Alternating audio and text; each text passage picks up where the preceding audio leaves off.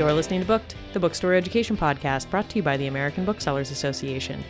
In this episode, we'll be featuring Utilizing Category Turns to Leverage Profits, a session that was presented at Children's Institute 2024 in New Orleans.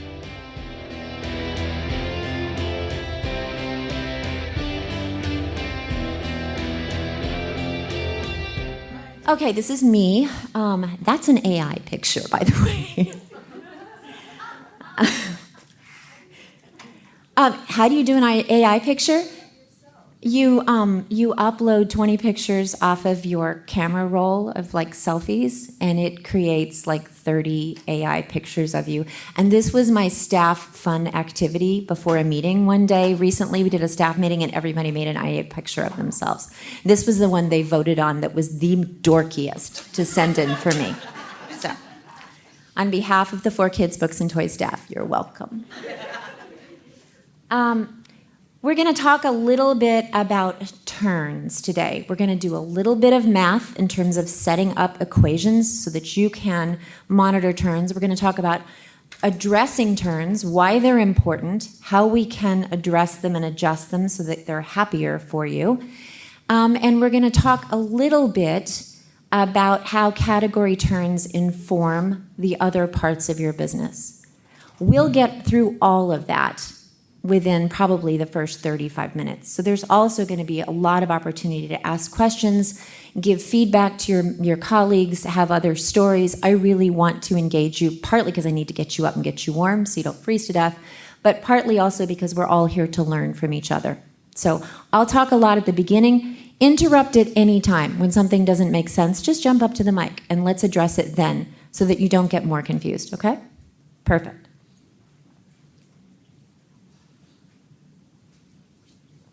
All right, so here's our agenda. We'll just jump into it, but basically you can see they put Q&A at the end. Please ignore that and just put it all the way through the thing, okay? Let's just talk as we go so that we learn along the way. Okay, we are going to see bulldogs in the presentation today because it's mine. My husband and I are volunteers with Indiana Bulldog Rescue, so we have, over the years, had hundreds of English Bulldog fosters in our family. And sort of a nod to Kim, the ABA Director of Education, she likes to put cat pictures in her financial presentations. There's nary a dog to be found. And so I always swore that the next time I got control of the slide deck, we were going to have dog pictures in it. Hence, you're going to see bulldogs today. Whenever there's a bulldog on screen, just use it as an opportunity to eat another piece of candy. So, go for it. And this is Knox, by the way. He was our first fully deaf bulldog, and he was deaf his entire life. And so we learned sign language to train him, which was really fun and really interesting. He was a great dog. Okay, what is inventory turn? Inventory turn is just a ratio. It tells us how many times an item or a group of inventory or a section or your entire store sells and is replaced for a set period of time.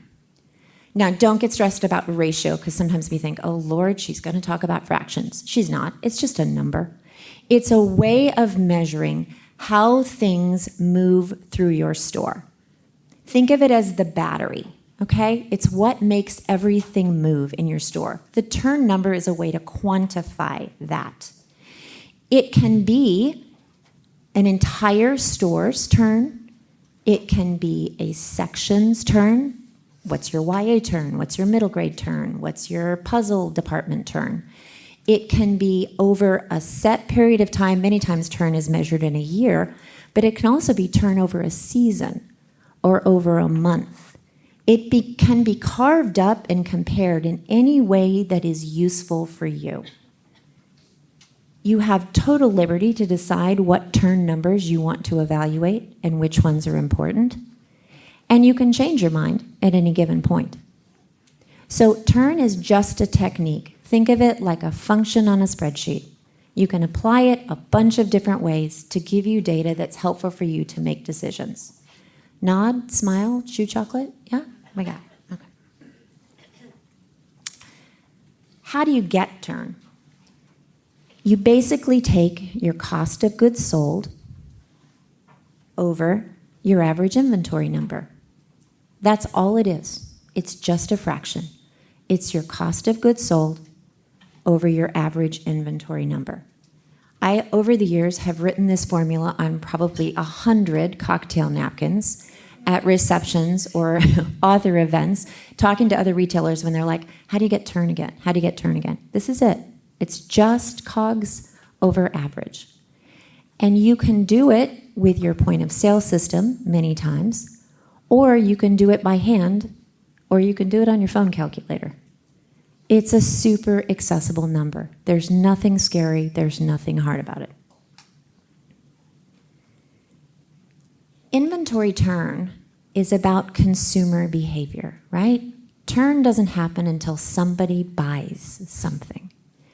So it's one of the few ways that we can actually measure our customers' activity. We have lots and lots of measurements in our store for our activity, right? How much we bought, how much we have, what it cost, what our margin is. This is really a number that looks at consumer behavior. And it's critical for us because those friends are really slippery and unpredictable. We need to be tracking what's happening from their side. Again, this is the battery power that drives our store. Turn is driven by how many times items are sold. It's just a number, it's just a temperature check, it's just a diagnostic tool. It is not static, it moves. It's also not margin. When we're talking about turn, we're talking about items sold. You can sell a whole bunch of items at a loss. You can have great turn and make no money. This is just another technique to look at how things are moving in your store. However, I truly believe that if you understand your turn numbers, all of your other decisions are better.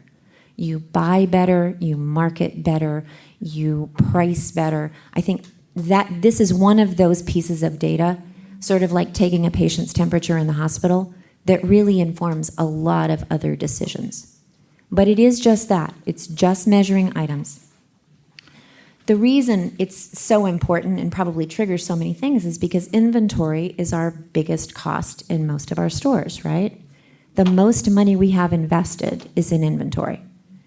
Now, I will argue that my rent is too high and my payroll continues to go up, and there's lots of other big numbers in my annual budget.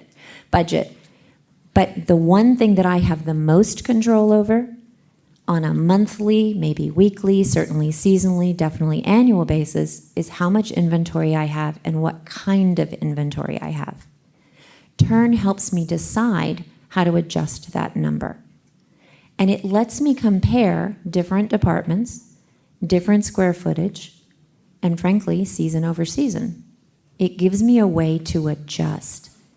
And I don't know about you, but sometimes I feel like we have very little control over our businesses. They're big. There's a zillion different factors, right? This is something that gives us a handle that we can manipulate and control. Should have put my clock up to start with so I knew where I was. Okay. Inventory turn also helps us to predict our cash flow. It helps us be better buyers. It helps us deal with space allocation. And I'm going to talk about this a little bit later. But in my stores, we not only measure turn by department, we measure turn by shelf. So I also look at turn by location within my stores. I care, yes, a lot about what the turn of, say, the board books are, but I also care what's the turn of board books when they're in a certain spot in my store. So I also know what my most valuable real estate is and how quickly that is turning over time. So you can also do turn by location in your store, and we'll talk a little bit more about that, and then you'll really realize how OCD I am. Oh, it's time for another bulldog. Have some chocolate.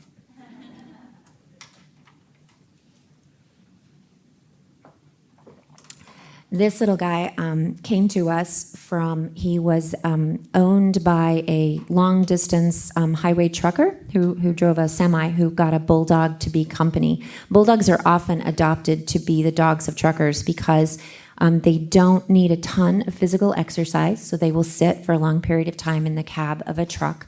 So they don't require like a lot of running around or doing those kind of things. They're typically not very startled by noise. And so like the backfire in a truck lot and places like that don't startle them.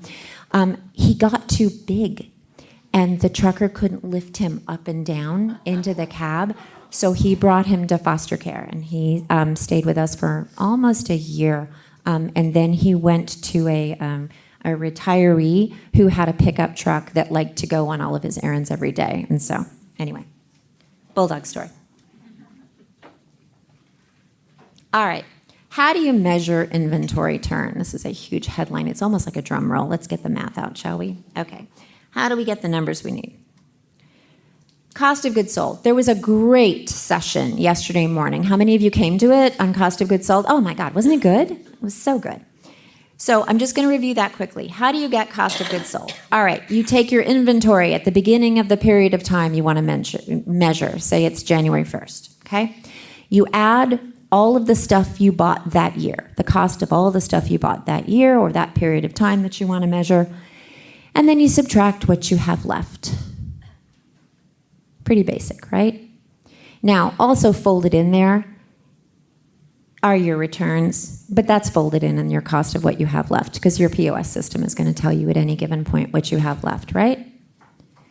Cost of goods sold can be measured over a year, it can be measured over a season, it can be measured over a month. It can also be carved, diced, and sliced into a department, a location, what else? Department, location, pretty much any way you can carve turn, you can carve cost of goods sold. Does that make sense? Are there any questions on cost of goods sold? Because we need this number. We good? Okay. Average inventory. How do you get what your average inventory is? It's like your average of anything else. You take the smallest number, you take the biggest number, you add them together, and you divide by 2. So in the case of average inventory, say you want your average inventory over a year, you take what you had at the beginning, what you had at the end, and you divide it by 2, and that gives you an average. Again, this can also be over a year, over a season, over a month, hopefully not over a week, but if you're turning that fast, I want to meet you. Average inventory is something you should know pretty much all the time. That's sort of like checking your bank account statement. How much inventory am I holding, and is it more or less than the average? If you're like my store, my children's store, which is half books and half toys, our inventory goes through huge peaks and valleys, right? So we start bringing in Christmas non-book. That starts shipping about the 1st of August, and we are building through late July, August, and September. So our inventory numbers, like October 1st, are probably the highest they're going to be of the entire year. That part of that is just the way toy companies and non-book ship. And if you don't get it by then, it gets really problematic to get it later. So average inventory is super helpful for me because knowing what it is, on October 1st is a really bizarre number compared to the rest of the year. After Christmas, my inventory is hopefully at the lowest point that it's going to be all year. And particularly, even if not all the stuff that I bought for Christmas sold, the new catalogs come out in January for non-book. So I really want to be low because I want to have fresh new stuff. So this average number becomes very, very important because if you just took a little point in time, it wouldn't necessarily be relevant. If my banker was looking at my inventory in October, they're like, holy cow, are you overstocked? Well, no, I'm really not. That's just the way it works for the pull-through to work in my store. But the average inventory, let's just say that we're going to work on turn per year or maybe per season. This average number is really, really helpful. Does everybody know how to get their inventory number out of their POS? Yeah? Okay. If you don't, find me later. I will help you do that. It's important to know all the time. Also, when your staff comes up to you and says, we need to order stuff. We have nothing left in, which my staff says all the time, we have nothing left in baby. I'm like, how about that? Let's look and see how much we have in baby. All right, what is a good turn number? In our industry, in bookselling in general, in indie in bookselling, Abacus tells us that our average turn for our stores is about a 2.9. In compared to other specialty retail, that's a little low. It's low for a bunch of reasons, I think, and this is anecdotal. I'm not absolutely sure why, but intuitively, I think it's because in books, we have to carry a lot more breadth of individual things than other retailers do. We can't carry 4 sets of jeans in 6 styles, right? And call ourselves a jean store. We have a whole lot of 1s and 2s and 3s in our store. And so that lowers that overall turn ratio. But I'll compare for you. So in toys, so toy-only specialty retail stores, an average turn number is 4 to 4.3. And below that, we start to panic a little bit. So when I divide out my kids' store, for example, I look at my book turn and my non-book turn as 2 separate factors, and then I average them together and I call it my zebra turn. Because I think stores that are half one thing and half another are kind of like zebras, right? So you might be a zebra too. You might be a bookstore that also carries baby products. You might be a bookstore that sells wine. Also, come find me afterwards if you are that. I want to meet you. You might be a half and half as well. And I think it's important to divide those 2 things up. Go ahead. When you say turns, are you talking about individual units? So turn is an average. It's a ratio, so you're looking at turn by whatever section of your store you want to measure. So it could be turn by a whole department. What's the turn in my baby department? What's the turn in my middle grade department? It could be turn in my entire store. And yes, that is units. It's items. It's not money. It's stuff. Because again, you can sell a whole bunch of stuff and not make any money. Or you can sell a small amount of stuff, like Tiffany's, and make a whole bunch of money. So it's not about the money. It's about the inventory and how it's moving. Does that make sense? All right. So I was saying that specialty retail toys is 4 to 4.3. Mass market, you'll see impulse departments that'll be as high as 12. And I'm sure that in some specialty retail, it's even higher than that. It can be any number. You'll also find more curated, more custom stores where turn will be exceptionally low because they're using their store almost as a showroom to get people to buy other things that don't even exist in that store. So the number doesn't have a lot of value to it in comparison to anybody else. Where it has value is what is it doing in your store over time. It's really only interesting as part of a trend. How was it last year? How was it last season? What adjustments can we make to make it better? Does anybody just know their turn off the top of their head that wants to shout it out? 3.2. 3.2, okay. And you're straight up book, right, Mary? A little bit of sideline, but pretty much straight up book. Urban store, straight up book. Good walking traffic, Chicago. Yeah, that makes sense to me. Anybody else? No? I think we're at about 3. About a 3? Yeah. And you are, describe your store for us. Same deal. Oh, we're supposed to be standing up. I'm sorry, I forgot. I'm sorry. I can run the mic if that's Okay. Hi, I'm Nell from Lost City Books in DC. So we are also in a very urban area with a lot of foot traffic. We have a pretty big store, and we actually do measure turns by our sections. Well, you'd have like our whole store, and then like the new book and the used book turns, and then we do it by section too. And so our highest turning section is our board book spinner, which turns about 6 times Right. a year. Yeah. So. Right. Oh, this is Gordon. And Gordon was probably, 12 in this picture. And I put him here because he's outside surveying the landscape of the street, which I think is kind of intuitive, or it goes well with let's take a look at what turn across the industry is doing, right? All right. So scenarios, I was going to do an actual, let's see how we could fix turn in a specific situation. And the more I played with that, the more I thought, no, what I really want to do is give you examples of low turn versus high turn areas in my own businesses. And then we could talk about that as we talk about what we've done to adjust and get your ideas about what we would do to adjust. So slow turn sections, under 2 and under for us. This is nonfiction biography is our slowest turning section of the store. It's also now our smallest section. And this is in our kids only store. Our second lowest turning section is atlases, reference, and dictionary. Medium term sections, 2.5 to 4. This is mostly our core business. So this is early chapter, picture book. Graphic novels has actually moved into a high turn section right now because we just streamlined it a little bit and cut it down, and we got rid of some slow moving things. YA is at about a 3.5 in our stores. Picture books is about a 3.5.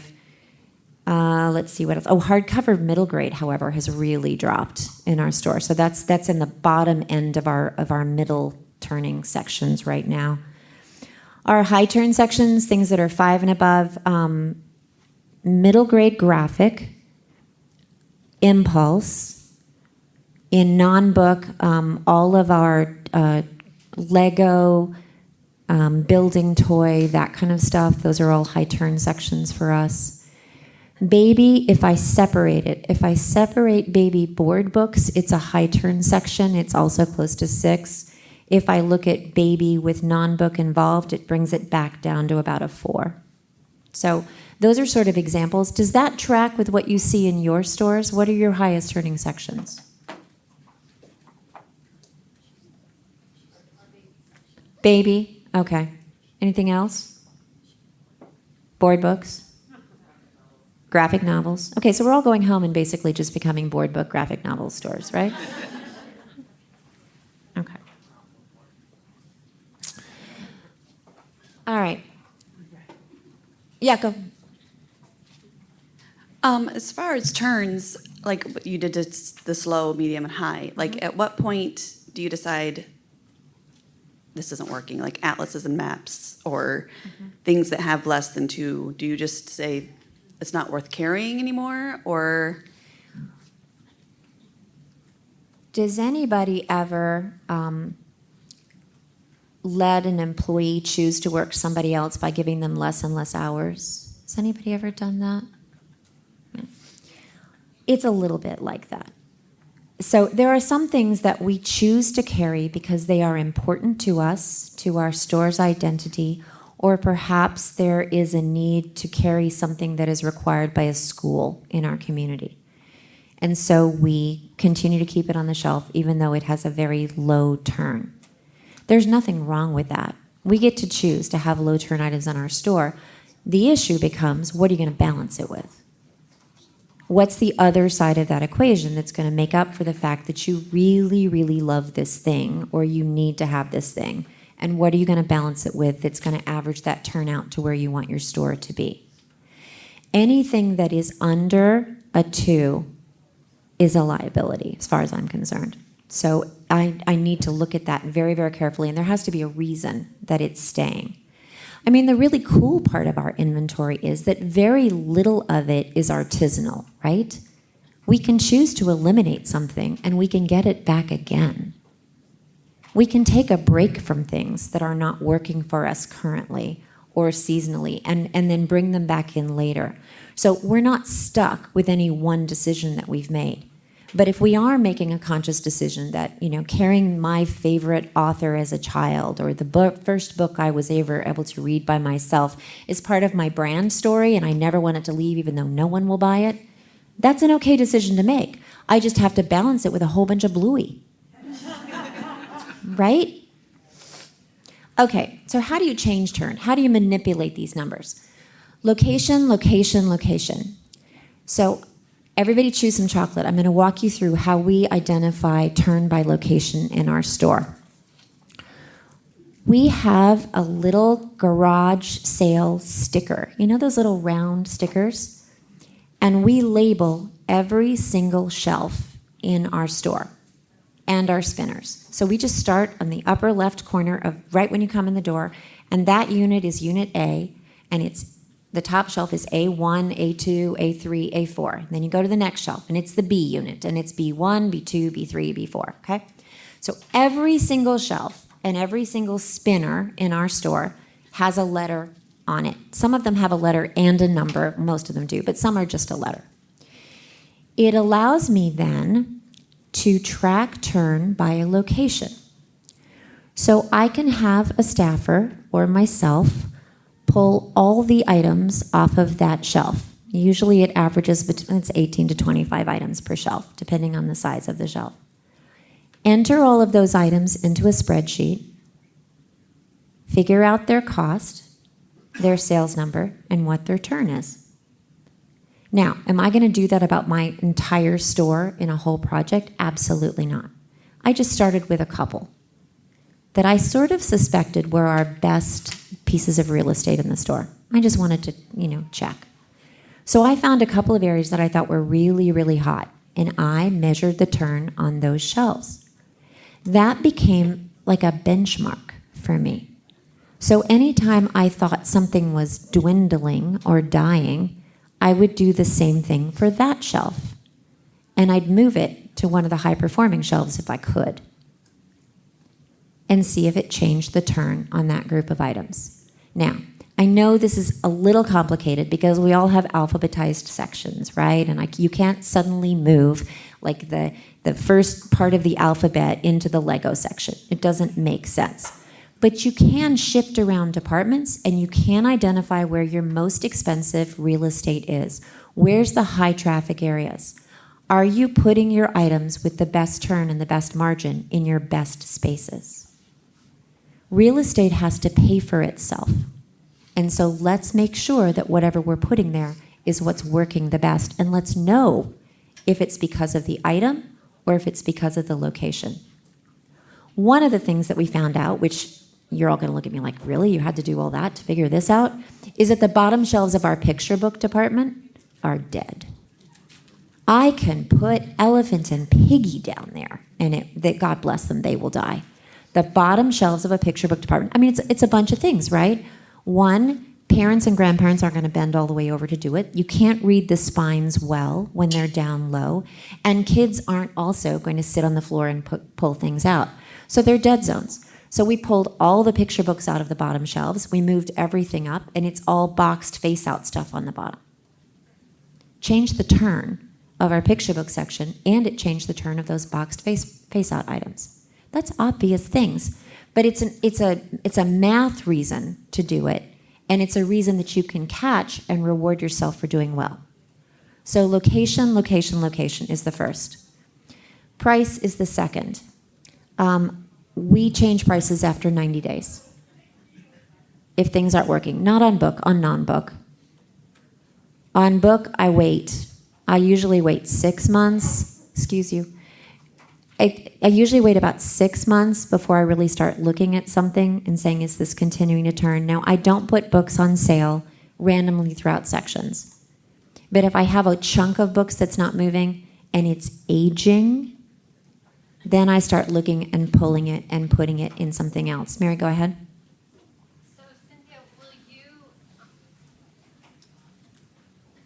will you price change instead of or before returning? It depends on how I bought it. If it's returnable, I'll return it, but I don't buy everything returnable. Gotcha. Thank you. Mm-hmm. We're very fortunate in the book industry in that the shelf life of our actual product is longer than much consumer retail. But our page is yellow, our covers get ripped, our corners get dented, and shelfware is a real thing. We can't get precious about our inventory. It has to move. So looking at that on an ongoing basis and turn is really, really important. So price is one of the first things we can control, particularly in non-book. And I look at that in about 90-day increments.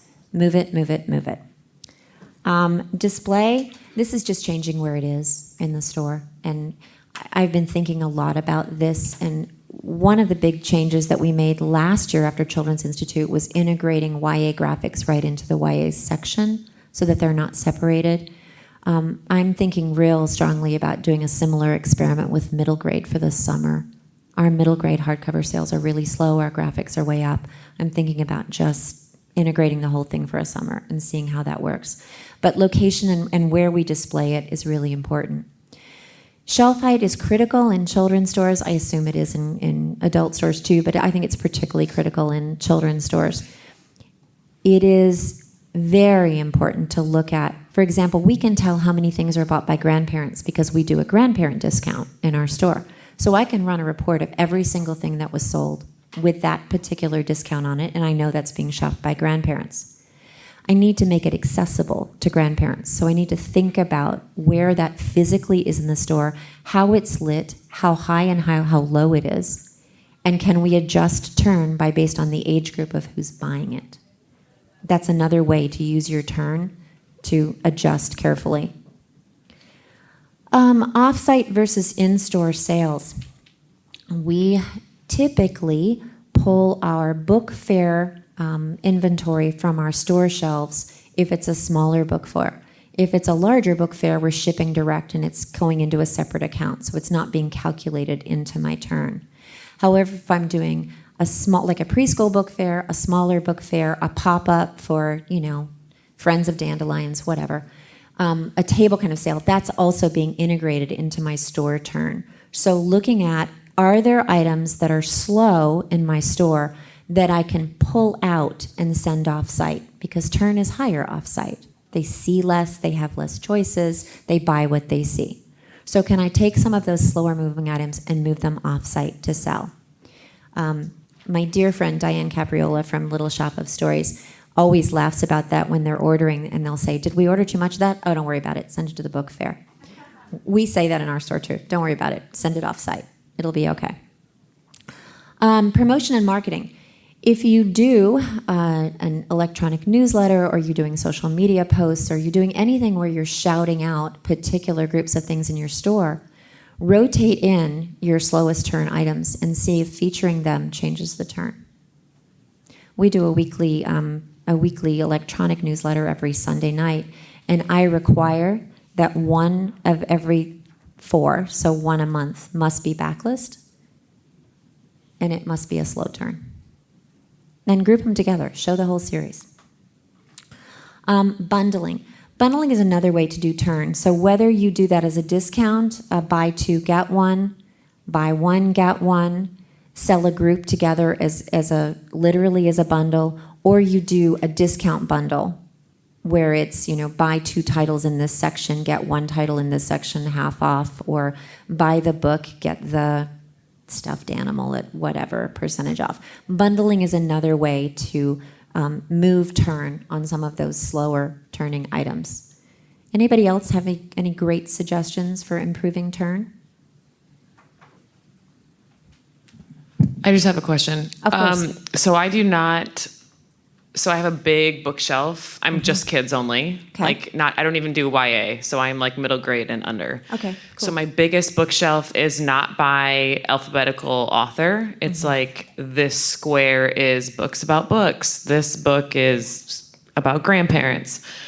I like feel that because your turn is going to be so much easier to measure by content section. Yeah. I love that. Yeah, and I just don't want somebody to come in and say, I need a book about grandparents, and I'm like, ooh, there's one up here and there's one down here, if it's alphabetized, right? Right. So I have a lot, so some sections have a lot more books than others based on what the subject matter is. Would you, or have you ever taken, like let's say kids, books about books? I have lots because I'm obsessed with that category, but have you ever taken a chunk of them off so then you can face out either, one or more, and then let that sit for a month and then come in and switch them out? Does that make sense? So rotate your inventory like we used to rotate our toys when our kids were little and they had too much in the playroom? Yeah, absolutely. You can, as long as you recognize that every minute that product is on your property, it is paying rent. They can't buy what they can't see. So what we need to do is adjust our buying, right? Not adjust our display. But if you think that by putting it face out and winnowing down the choices is going to help pull that through so that you can put more out more frequently, I think as long as you're disciplined about it, and as long as you don't end up with a stockroom library, then I think it's a great idea. Try it. Come back next year and tell us. Take pictures. Rotation of stock is key. I almost wonder if before you do that, if you have space, if you just divide that section up into 2 sections or 3 sections, and you have books about books in 3 different places. Yeah, go ahead. Hi, I'm Callie from Rediscovered Books, Boise, Idaho. One thing that we do to, especially during the holidays, you get all of those really heavy gift books and a lot of cookbooks because we sell a lot of cookbooks during the holidays. So we started doing in January, the first or second weekend in January, we do a heavy book sale. You get a different discount depending on how heavy your book is. We have a scale, like an old school scale that we put at the registers, and people get to weigh their books, and even some of the hardcover, like best-selling books get like a 10% discount because it's over £1. So that's a fun way to do it, and then we get rid of we don't have to return those heavy holiday books. We get to sell them, so. So smart. I love that idea. Thank you for sharing. Anything else anybody's doing to adjust turn? Anything creative? Yes, come on up. Hi, I'm Danielle from White Rabbit in Oregon City, Oregon.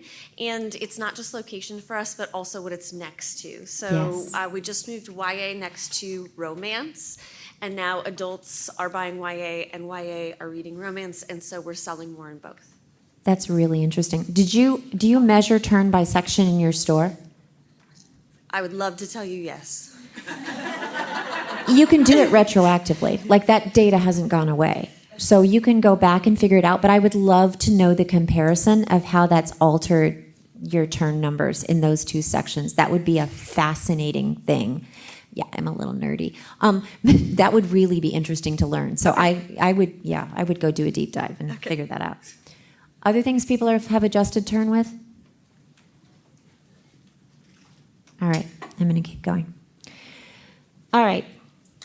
So using your turn data, how do you use this data? First of all, it's about conscious buying and price reduction. We just talked about that a little bit. Why is this important? Because you can manipulate it.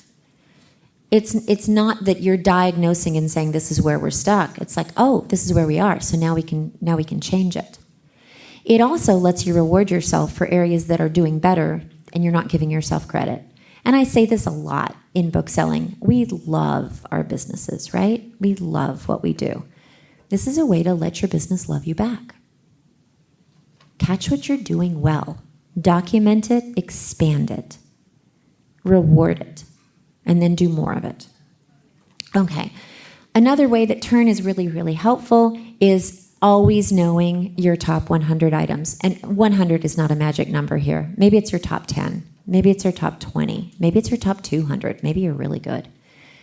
Know what those are. You can't afford to be out of them. What are your top turning items, and what do you need to have on the shelf? And what is the least expensive way to keep them on your shelf? That does not mean you send a morning, you do a restock every single morning from a wholesaler. It means that you plan proactively so that your top turning items, you get the best margin by ordering them frequently and not being out of them. Now, it does not mean you have to have everything all the time. We can respond quickly. But let's not be out of stuff on Saturday morning that you could have sold 10 of.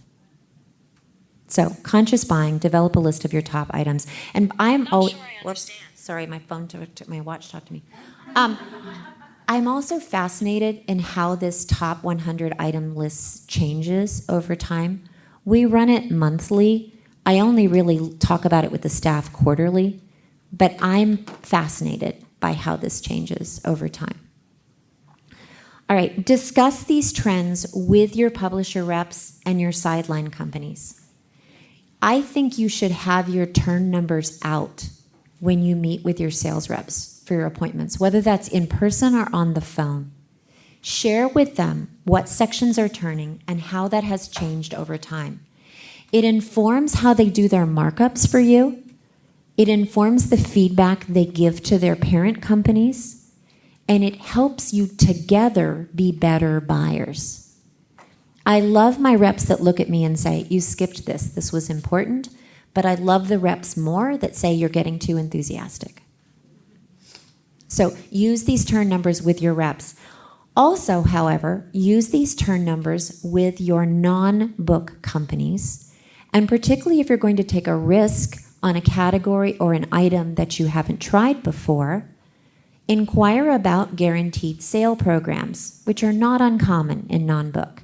Guaranteed sale just means you bring it in and you have a certain amount of time, and if you haven't sold it, that they'll take it back. Now, we talk about returns all the time in books. It's actually very common in toys, too, in guaranteed sale programs, and you have to talk about that. Typically, those are newer companies or companies who are introducing newer lines that they're trying to get people to take a chance on, but not always. Sometimes it's a great big company that has a zillion SKUs, and they want you to put your toe in the water, and so they'll do an opening program for you with a guaranteed sale program. Ask about it. It's a way for you to continue to develop and not risk and, frankly, ruin your turn numbers because you tried something that didn't work.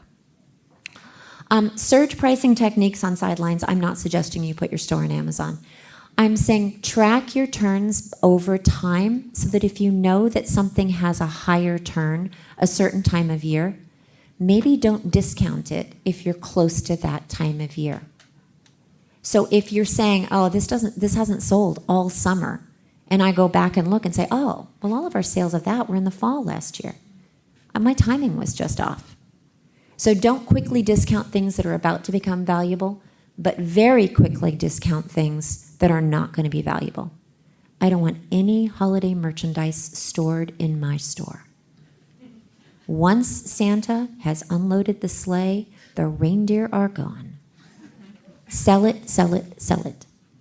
Don't pay storage. Everything in your back room costs you money. And that real estate that they're now going to pay for 9 months while they wait for it to be the right season, I would much rather you sell it as a discount, bring in fresh stuff that you can turn 4 or 5 or 8 times. Don't get precious about your stuff. I know you loved it. It's all gorgeous. It's delightful. Your customer's going to love it at 30% off. You're going to have cash, and we're going to move on. And I will argue with anybody about that who wants to say that they're going to carefully pack up all their Christmas books in tissue paper. All right. Now we're down to your thoughts, questions, comments. What do you want to talk about?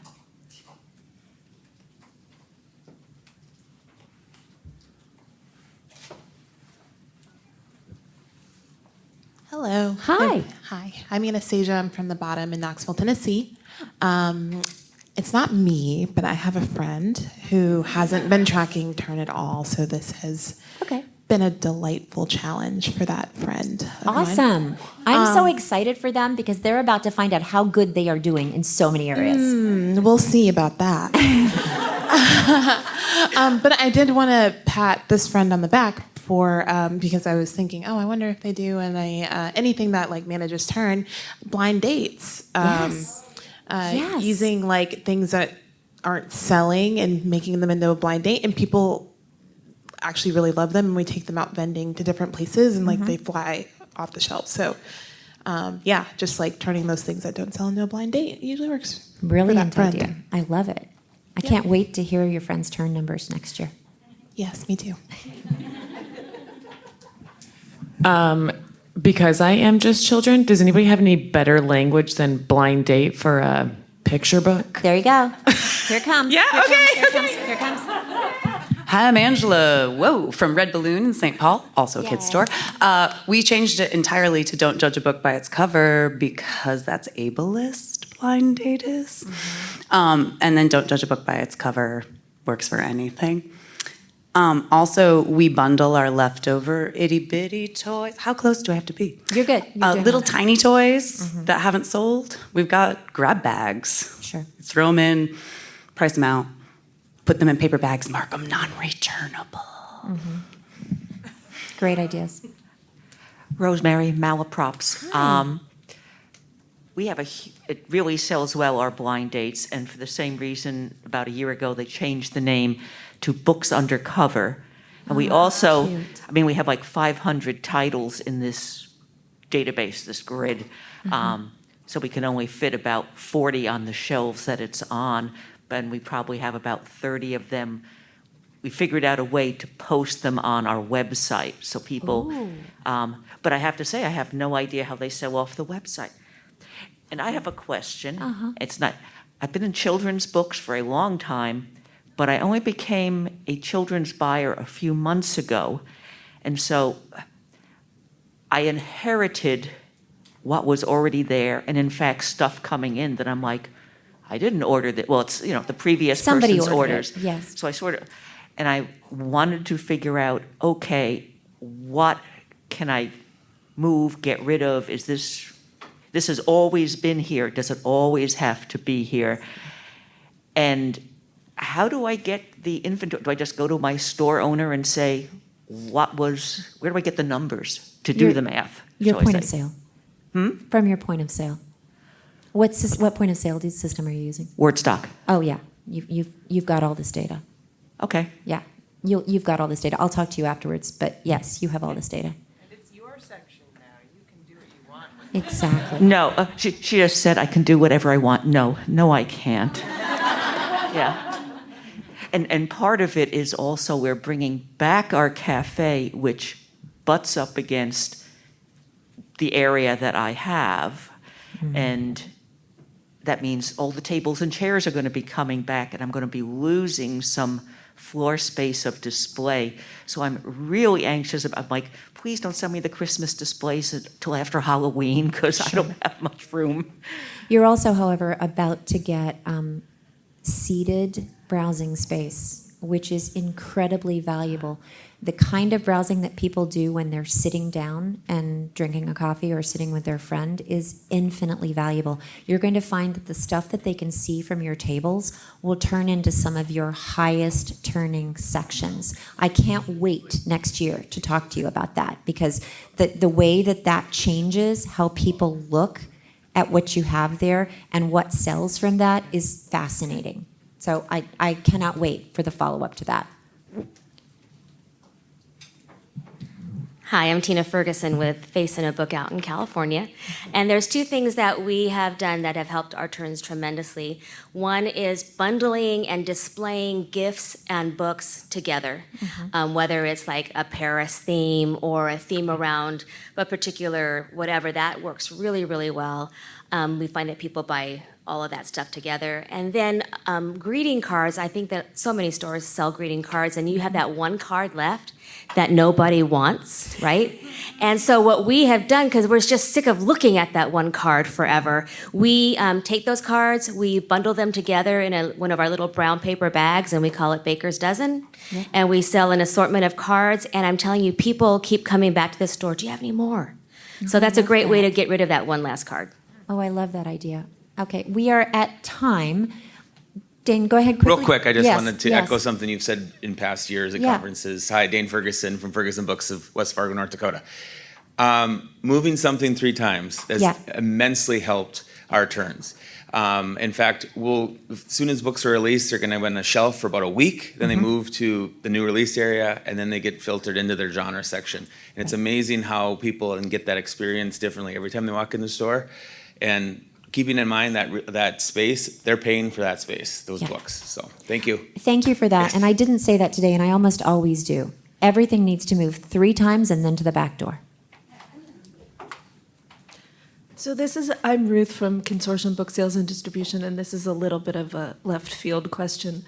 But I wonder if anyone thinks about categories rather than like fiction, nonfiction, et cetera, and thinks about them in terms of like, this is my ugly cry shelf, and this is my dark things that are funny shelf, and like categories that are more like, I don't know, on a visceral level. I think I'm going to toot our horn here, and I know I'm at time, so I'm going to answer this really quickly because I think children's booksellers are better at that concept because we do so much bibliotherapy as our day in, day out, because that is the value that we offer, right? We have great books, but we're smart about them, is what we're really selling. So we're so much better at looking at books for the need they address than what they're about. And on that note, it is always a joy to be with the smartest people I know. Thank you so much for hanging out this morning. There is more chocolate in the front of the room, so take some to go and make somebody else happy today.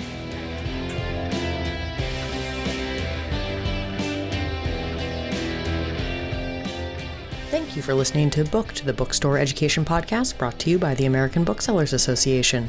Don't forget to subscribe to the show on your favorite podcast app.